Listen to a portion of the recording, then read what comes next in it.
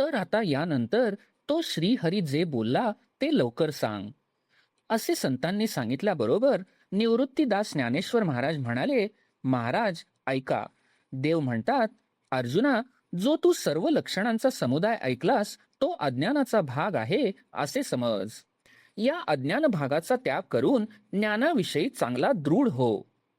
मग या शुद्ध ज्ञानाच्या योगाने मनाचा ज्या ब्रह्मवस्तूत प्रवेश होईल ते नेय स्वरूप जाणण्याची अर्जुनाने इच्छा व्यक्त केली. तेव्हा सर्वज्ञांचे राजे श्रीकृष्ण अर्जुनाचा अभिप्राय जाणून म्हणतात, आता नेयाचे स्वरूप तू ऐक, आम्ही तुला सांगतो. ब्रह्माला नेय म्हणावयाचे ते एवढ्याच करिता की ते ब्रह्म ज्ञाना वाचून दुसऱ्या कोणत्याही उपायांनी जाणले जात नाही. ते ब्रह्म जाणल्यावर काहीच करावयाचे राहत नाही. त्याचे ज्ञान जाणणाऱ्याला नेय स्वरूपच करते.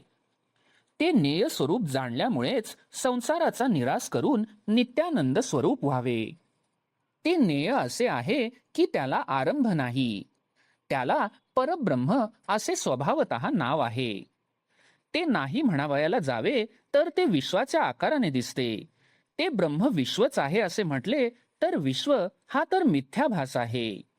त्या ब्रह्माच्या ठिकाणी रूप, रंग व आकारही नाहीत व पाहण्याचा विषय व पाहणारा ही स्थितीही नाही. असे असल्यामुळे ते आहे हे कोणी व कसे म्हणावे. या उलट जर ते खरोखरच नाही असे म्हणावे तर महत तत्वादी कोणाच्या ठिकाणी स्फुरतात आणि त्याच्या वाचून कुठे काय आहे. यामुळेच ते आहे म्हणता येत नाही व नाही असेही म्हणता येत नाही. त्या ब्रह्माच्या ठिकाणी काहीच विचार करता येत नाही. डेरा, घागर व परळ यामध्ये माती जशी त्या त्या आकाराने असते त्याप्रमाणे ही ब्रह्मवस्तू सर्व जगात सर्व पदार्थ होऊन राहिली आहे. सर्व देशांमध्ये व सर्व काळांमध्ये देशकालाहून ती वस्तू वेगळी होत नाही. स्थूलाकडून व सूक्ष्माकडून म्हणजेच देहाकडून व अंतःकरणाकडून जी काही क्रिया होते ती क्रियाच त्या ब्रह्माचे हात आहेत. या कारणास्तव त्या वस्तूला विश्वबाहू असे म्हटलेले आहे. ती वस्तू सर्व होऊन सर्व काळी सर्वच क्रिया करते. सर्व ठिकाणी एकाच काळी ते ब्रह्म आहे. म्हणून अर्जुना, त्यास विश्वांघ्री म्हणजे ज्याचे चरण सर्वत्र आहेत असे नाव आहे. जसे सूर्याला अंग व डोळे हे वेगळे वेगळे नाहीत तशीच ही वस्तू पदार्थाच्या स्वरूपाने असल्यामुळे सर्वांस पाहणारी आहे. म्हणून विश्वचक्षु म्हणजे ज्याला सर्वत्र नेत्र आहेत असा हा प्रकार नेत्ररहिताच्या ठिकाणी बोलण्यास वेद तयार झाला. ते सर्वांच्या मस्तकावर नित्य सर्व प्रकारे नांदत आहे अशी स्थिती असल्यामुळे त्यास विश्वमूर्धा म्हणजे सर्वत्र मस्तके असलेले असे म्हटले जाते. अग्नीच्या ठिकाणी जसे अग्नीचे स्वरूप हेच मुख असते तसे ते ब्रह्म सर्व अंगाने सर्व भोगीत आहे. यामुळे त्याला विश्वतोमुख म्हणजे ज्याला सर्वत्र मुखे आहेत हा प्रकार श्रुतीच्या बोलण्यात आला. जसे आकाश सर्व वस्तूस मिळून आहे त्याप्रमाणे त्याला शब्दमात्राच्या ठिकाणी कान आहेत. म्हणून आम्ही त्यास सर्व ठिकाणी ऐकणारे असे म्हणतो. याप्रमाणे ते सर्व पदार्थ मात्रास व्यापून आहे. बुद्धिवान अर्जुना, सहज विचार करून पाहिले तर विश्वचक्षु या श्रुतीने त्या वस्तूच्या व्याप्तीचे वर्णन केले. एरवी ब्रह्म हे सर्व शून्यपणाचा शेवट आहे. हाही सिद्धांत ज्या ठिकाणी सहन होत नाही त्या ब्रह्मवस्तूच्या ठिकाणी हात, पाय व डोळे हे बोलणे कुठे आहे. एका लाटेने दुसऱ्या लाटेला गिळून टाकले असे वाटते, परंतु तेथे ग्रासणारे आणि ग्रासले जाणारे यात फरक कुठे आहे. त्याप्रमाणे खरोखर जे एक आहे तेथे व्यापले जाणारे व व्यापणारे कुठे आहे. परंतु बोलण्याकरिता व्याप्य व व्यापक असा भेद क्षणभर करावा लागतो. काहीच नाही म्हणजे शून्य हे जेव्हा दाखवायचे असते तेव्हा आधी एक काहीतरी आहे हे दाखवावे लागते. त्याप्रमाणे अद्वैत जेव्हा शब्दांनी सांगावयाचे असते तेव्हा द्वैत करावे लागते. अद्वैताचे वर्णन करण्याकरिता द्वैत अंगीकारिले नाही तर गुरु शिष्यांच्या संप्रदायाला पूर्णपणे अडथळा येईल. अर्जुना, म्हणून श्रुतीने द्वैताच्या सहाय्याने अद्वैताच्या ठिकाणी वर्णन करण्याचा मार्ग मोकळा करून दिला. ते निय ब्रह्म ज्या प्रकाराने या सर्व दृश्य आकार मात्रामध्ये व्यापून आहे, तोच प्रकार आता ऐक.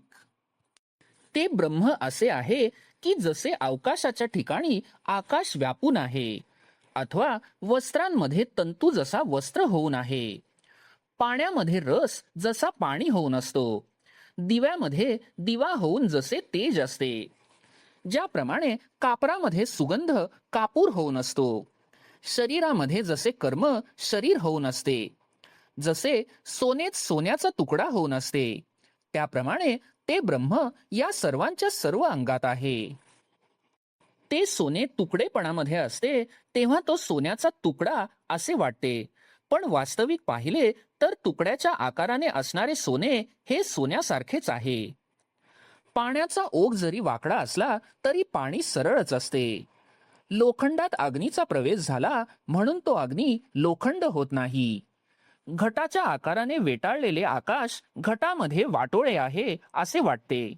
मठामध्ये सापडलेले आकाश हे चौकोनी आकाराचे दिसते, परंतु आकाश हे जसे तो अवकाश झाले नाही, त्याप्रमाणे ब्रह्म सर्व विकार होऊन विकारवान झाले नाही. अर्जुना, ते ब्रह्म मन ज्यात मुख्य आहे अशा इंद्रियांसारखे आणि सत्व रज आदी गुणांसारखे असल्याचे वरून वरून दिसते. गुळाची गोडी जरी ढेपेत सापडलेली असते तरी ती गोडी ढेपेच्या आकारासारखी झालेली नसते. त्याप्रमाणे गुण व इंद्रिय यात जरी ब्रह्मवस्तू आहे तरीही ब्रह्मवस्तूच्या ठिकाणी गुण व इंद्रिये ही खरोखर नाहीत. दुधाच्या अवस्थेत तूप हे दुधाच्या आकाराने असते, परंतु ते दूधच तूप नसते. त्याप्रमाणे ते ब्रह्म या विकारात आहे, परंतु ते विकार नाहीत असे समज. अलंकाराला बुगडी हे नाव आहे, बाकी सोने ते सोनेच आहे. याला उघड उघड सोप्या भाषेत सांगावयाचे म्हटले म्हणजे तू गुणेंद्रियांपासून वस्तूचे वेगळेपण समज. नाम, रूप, संबंध, जाती, क्रिया व भेद हे सर्व आकारासंबंधी बोलणे आहे, वस्तूला हे बोलणे नाही. ते ब्रह्म कधीही गुण होत नाही आणि त्याचा व गुणांचा काही एक संबंधही नाही, पण गुण हे त्याच्याच ठिकाणी भासतात. एवढ्यामुळेच अज्ञानी लोकांच्या मनात असे वाटते की ही वस्तूच गुणाला धारण करते. त्या वस्तूचे ते गुणाला धारण करणे असे आहे जसे आकाश ढगांना धारण करते अथवा आरसा जसा प्रतिबिंबाला धारण करतो. पाणी जसे सूर्याच्या प्रतिबिंबाला धारण करते अथवा सूर्याची किरणे जशी मृगजळाला धारण करतात, त्याप्रमाणे वास्तविक संबंधा वाचून या सर्व विकारांना ते निर्गुण ब्रह्म आधार होते.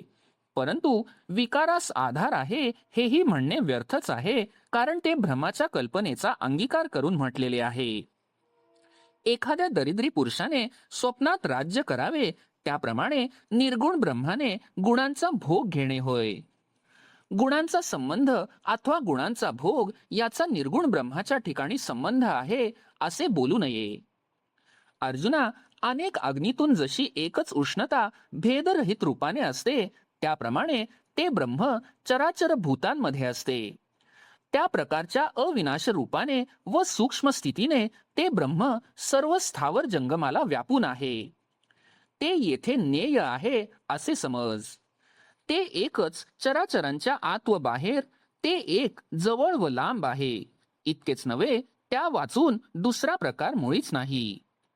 क्षीर समुद्राची गोडी क्षीरसागराच्या मध्यभागी फार व काठाशी थोडी हे प्रकार जसे क्षीरसागराच्या ठिकाणी नाहीत, त्याप्रमाणे ते सर्व बाजूंनी पूर्ण आहे.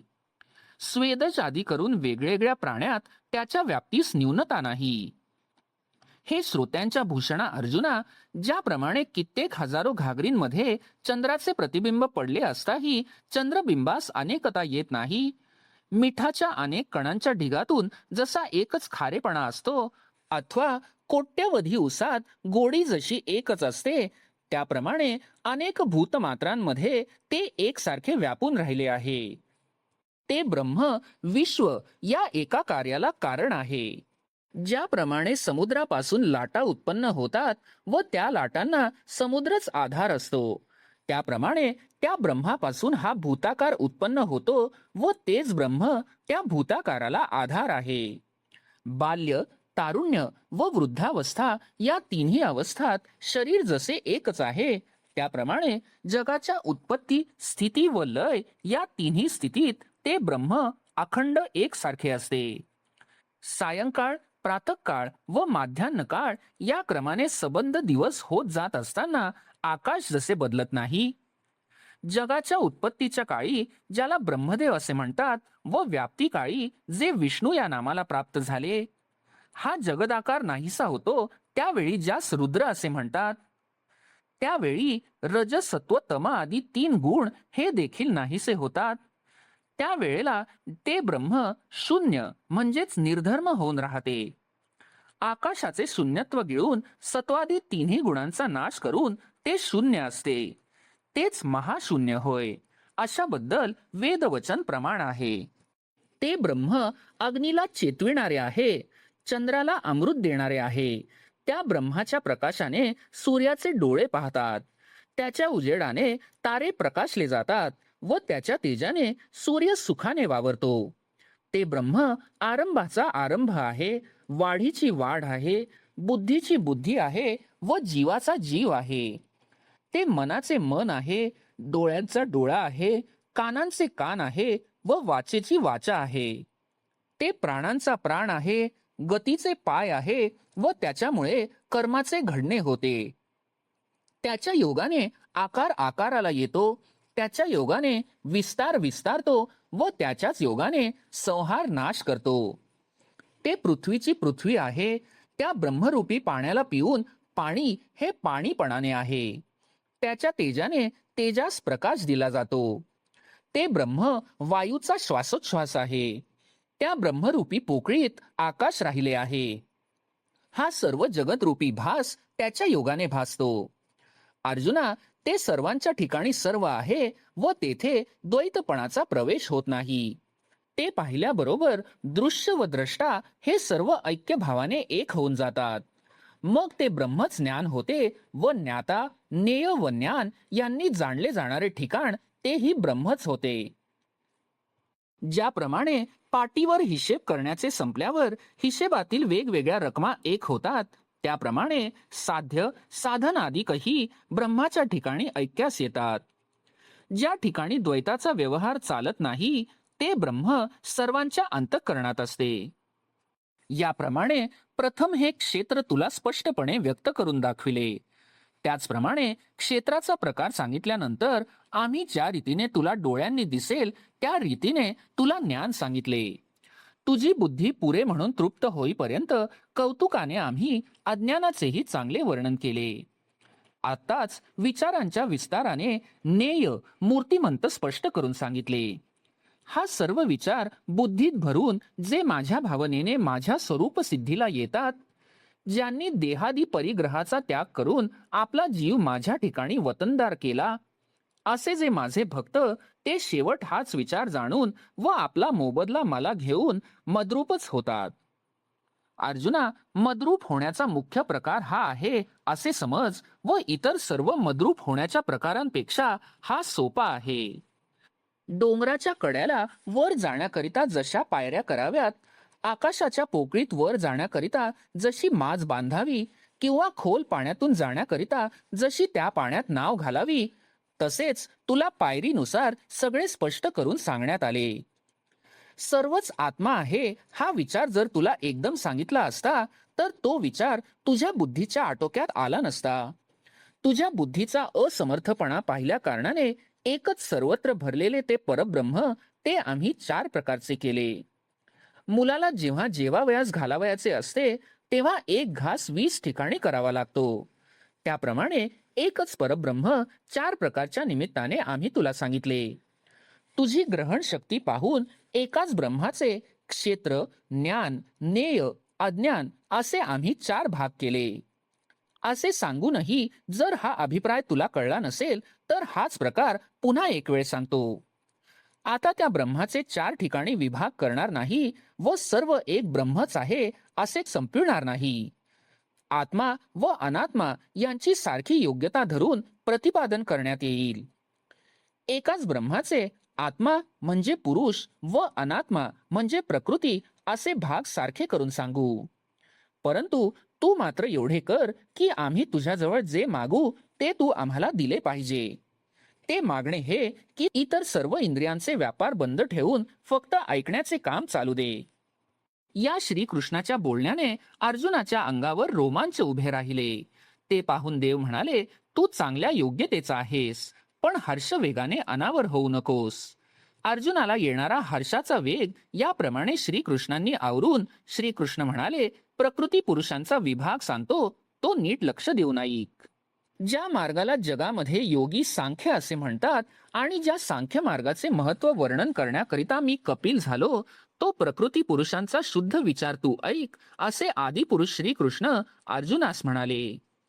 दिवस आणि रात्र ही दोन्ही जशी बरोबर चालणारी आहेत, त्याप्रमाणे पुरुष व प्रकृती हे दोन्ही अनादी आहेत. शरीर हे सावलीप्रमाणे आभासिक नाही, तरीही त्या खऱ्या शरीरास ती सावली नेहमी जडलेलीच असते.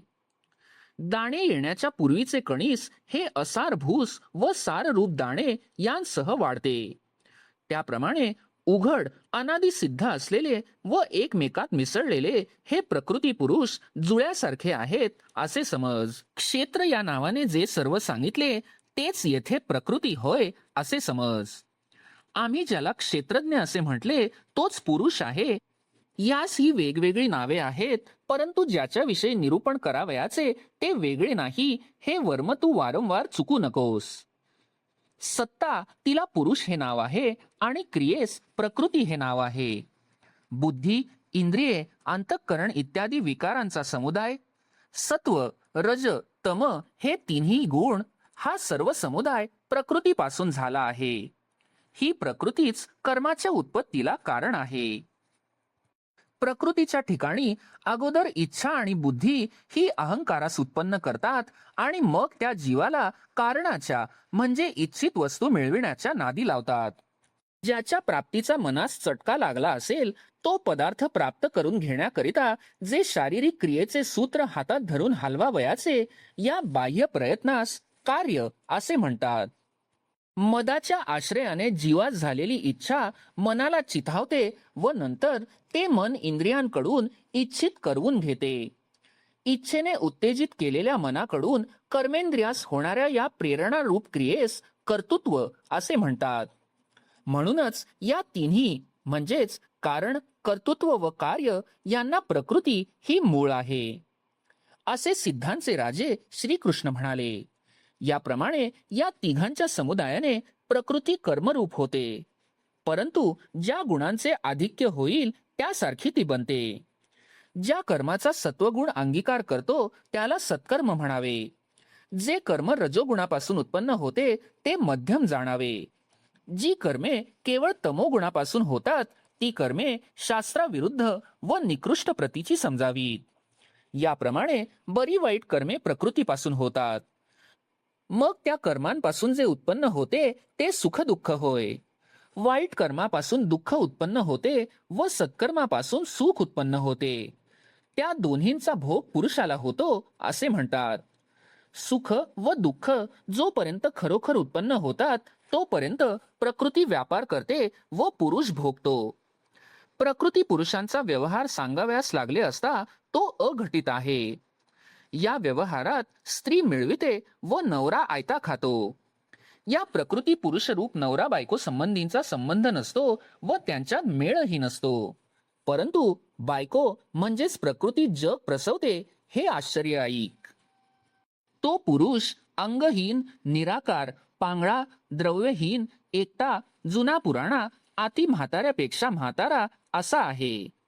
त्याला पुरुष हे नाव आहे. वास्तविक विचार करून पाहिले तर तो स्त्री नाही अथवा नपुंसकही नाही. तो अमुक एक आहे असा त्याच्याबद्दल काही एक निश्चय करता येत नाही. त्याला डोळे, कान, हात, पाय, रूप, रंग, नाव हे काहीही नाहीत.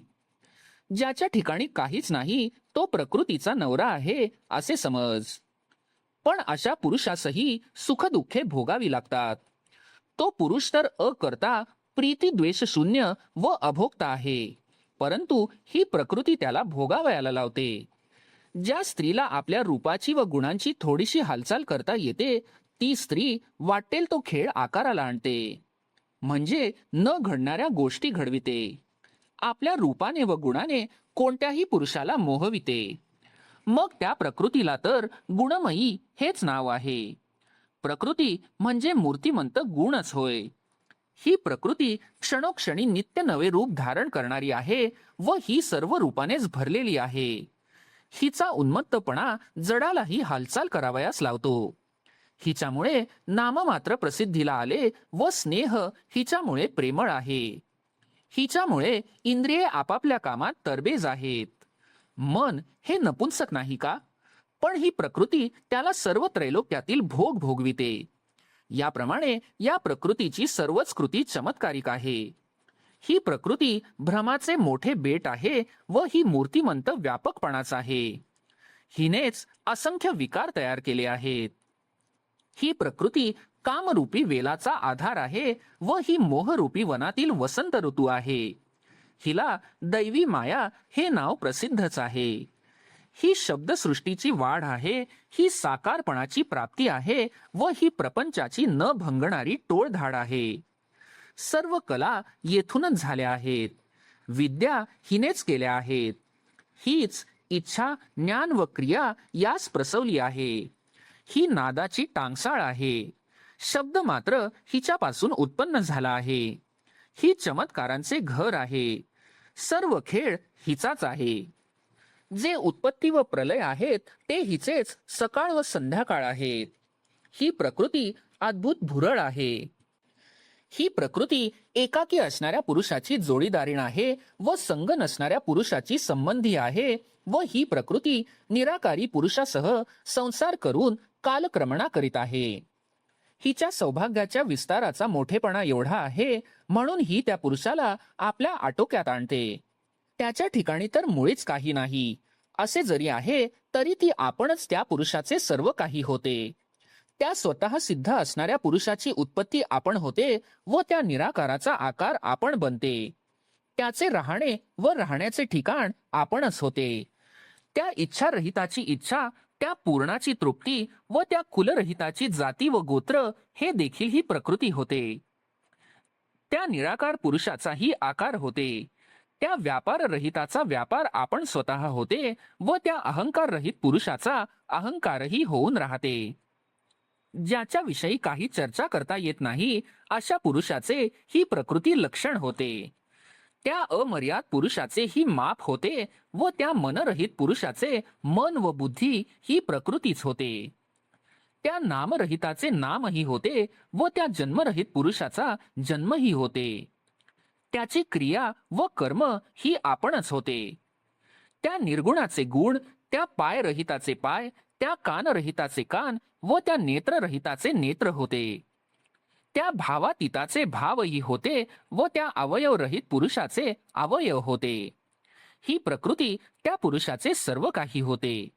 याप्रमाणे प्रकृती ही आपल्या सर्व व्यापकपणाने अविकार पुरुष त्याला विकारी करते. त्या पुरुषाच्या ठिकाणी जे पुरुषपण आलेले आहे ते या प्रकृतीच्या अवस्थेमुळे आलेले आहे. प्रकृतीशी संबंध केल्यामुळे पुरुष हा आपल्या तेजाला कसा मुक्तो ते पुढे अनेक दृष्टांतांनी 11व्या ओवीपर्यंत सांगितले आहे. चंद्र अमावस्येत पडतो तेव्हा तेजोहीन होतो. अतिशय शुद्ध असलेल्या वालभर सोन्यात अन्य हिणकस धातू मिसळला तर त्याचा कस पाचावर येऊन बसतो. पिशाच्च हे चांगल्या मनुष्याच्या अंगात संचार करून त्यास पापकर्मात घालते. ढग हे चांगल्या दिवसाचा उदासीन दिवस करतात. गाईच्या पोटात दूध असताना ते पांढरे स्वच्छ असे दिसत नाही किंवा लाकडात अग्नी असताना तो चकचकीत दिसत नाही. वस्त्रात तेजस्वी रत्न गुंडाळले असता त्याचे तेज दिसत नाही. राजा शत्रूच्या अधीन झाला असता निस्तेज होतो. सिंह हा रोगाने व्यापला म्हणजे निस्तेज होतो. तसा पुरुष हा प्रकृतीच्या अधीन झाला की स्वतःच्या तेजाला मुक्तो. जागृत पुरुष जसा झोपेच्या अधीन झाला असता तो स्वप्नातील हवेच्या भरीस पडून सुख दुःख भोगास पात्र केला जातो, त्याप्रमाणे पुरुष प्रकृतीच्या स्वाधीन झाल्या कारणाने त्याला गुण भोगणे भाग पडते. ज्याप्रमाणे विरक्त पुरुष स्त्रीच्या योगाने सुखदुःखांच्या फेऱ्यात सापडला जातो, त्याप्रमाणे जेव्हा पुरुषास गुणांची संगती घडते तेव्हा तो स्वभावतः जन्मशून्य व नित्य असूनही त्याच्या अंगावर जन्ममृत्यूचे तडाखे बसतात. तापलेल्या लोखंडावर घण मारले असता ते घणाचे तडाखे अग्नीलाच बसतात. पाणी हल्ले असता चंद्राची अनेक प्रतिबिंबे होतात, त्यावेळी अज्ञानी लोक चंद्राच्या ठिकाणी अनेकत्व आहे असे म्हणतात. आरशाच्या जवळपणामुळे पाहणाऱ्याच्या मुखाला दुसरेपण येते. केशराच्या सानिध्यामुळे स्फटिकाला तांबडेपणा येतो. त्याप्रमाणे हा पुरुष स्वतः अजन्मा असून गुणसंबंधाने जन्म पावतो असे वाटते.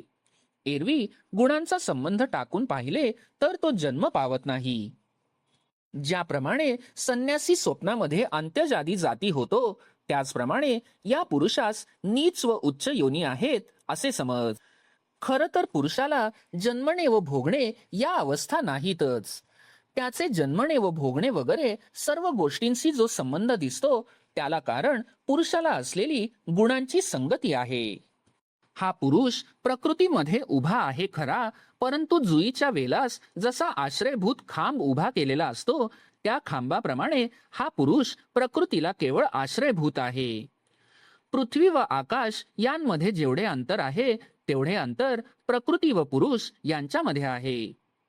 प्रकृती रूप नदीच्या तीरावर मेरू पर्वतासारखा हा असून तिच्यामध्ये याचे प्रतिबिंब पडते, परंतु तिच्या प्रवाहाबरोबर हा वाहत जात नाही. प्रकृती होते व जाते, परंतु पुरुष आहे तसाच आहे. म्हणून हा मुंगीपासून ब्रह्मदेवापर्यंत सर्वांचे नियमन करणारा आहे. प्रकृती याच्या योगाने जगते व याच्या सत्तेने जगास प्रसवते, म्हणून हा तिचा नवरा आहे. अनंत काळापासून ज्या या सृष्ट्या उत्पन्न होतात त्या कल्पांताच्या वेळेस याच्या पोटात प्रवेश करतात. पुरुष प्रकृतीचा धनी आहे, हा ब्रह्मांडाचा सूत्रधार आहे व आपल्या अनंत तत्वाने तो या मर्यादित प्रपंचाला मोजून टाकतो. या देहामध्ये परमात्मा आहे अशा प्रकारचे जे बोलणे असते ते यालाच असते असे समज. प्रकृती पलीकडे कोणी एक आहे असे जे लोक म्हणतात तो वस्तुतः हाच पुरुष आहे.